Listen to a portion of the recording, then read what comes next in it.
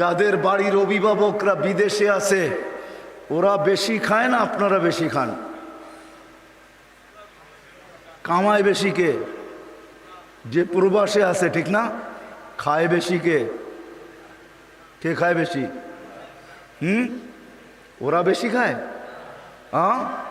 ও তো কামায়, খাইতে দেয় না আল্লাহ। এটাই সিস্টেম। কামাবে, খাইতে পারবে না। রাগ হয়ে যায় না। আমরা প্রবাসীকে থেকে বহুত কাছের থেকে দেখি। আমার কাজই তো হলো দুনিয়া ঘোরা। আমি গত মাসের 23 তারিখে আসছি আমেরিকা থেকে। সারা প্রদেশ ঘুরাই আমার কাজ। আমি চিনি, জানি। সারাদিন পরিশ্রম করে যখন আসে তো পিঠটা বলে বিছনা দে, চোখটা বলে ঘুম দে, শরীরটা বলে আরাম দে। তখন এমনও পর্ব আসে শুধু একটা ডিম কোনো মতে বাইজা খায়া ঘুমায় যায়।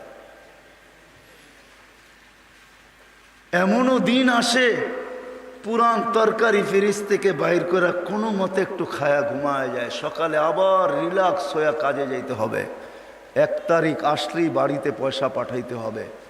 বিদায় তার সারাদিন চিন্তা থাকে 1 তারিখে কি করে সবার চাহিদা পূরণ করব। বিদায় সে কামায়, খাইতে পারে না।